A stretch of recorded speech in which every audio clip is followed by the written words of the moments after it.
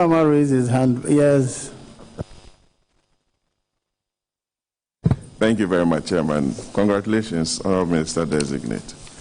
Honourable Minister, I have in my hands the Public Health Act, and Part 2 deals with vaccination. Recently, the President announced to the country the strategies he has in place to help Ghanaians get vaccinated with this COVID-19 pandemic that we are facing as a country. And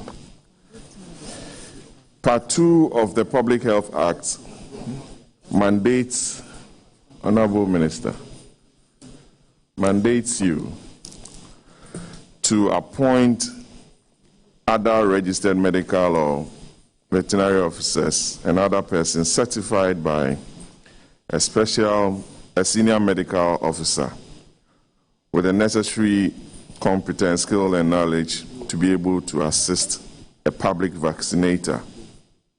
You have public vaccinations, compulsory vaccinations, vaccination of adults, and what have you.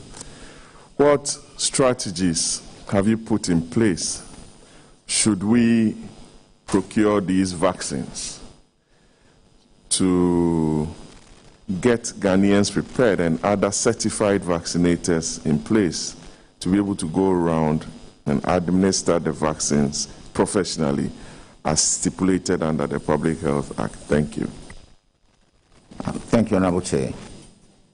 Honourable Chair, I must mention that one thing Ghanaians should be proud of is the fact that we have a very robust expanded immunization program that sits within the Ghana Health Service. It has a structure that reaches everywhere in this country. As I speak, our traditional vaccinations in terms of polios, DPTs, and all that, by WHO assessment, we are doing 95% coverage in our country.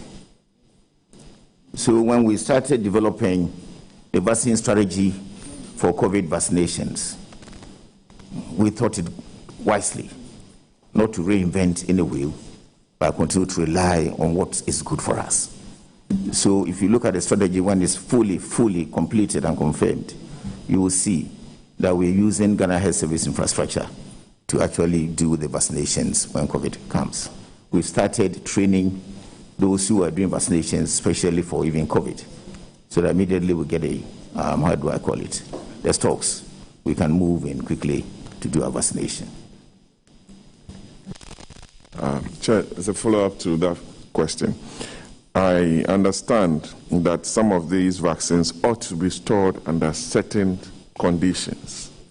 Do we have those storage facilities in place, or measures are being put in place to get them? Thank you. I'm afraid we don't have such ultra-negative cold chain equipment, but we have cold chain equipment that can take some types of the vaccines that we are looking for. The indications we are getting, the first vaccines that we may get to be AstraZeneca, that can be stored in our current or existing cold chain infrastructure to do the work I want to do. One other one that is coming up, Johnson & Johnson, if you're able to even get stocks from that end, that can be stored under normal room temperature, so we might not have so much challenges. We do have limited capacity for those ultra negative cold chain facilities, some limited facility. If you should get some quantities, we can store them in Accra and Kumasi, for example, and use. We don't carry them across the country where we don't have any place of such nature. Thank you.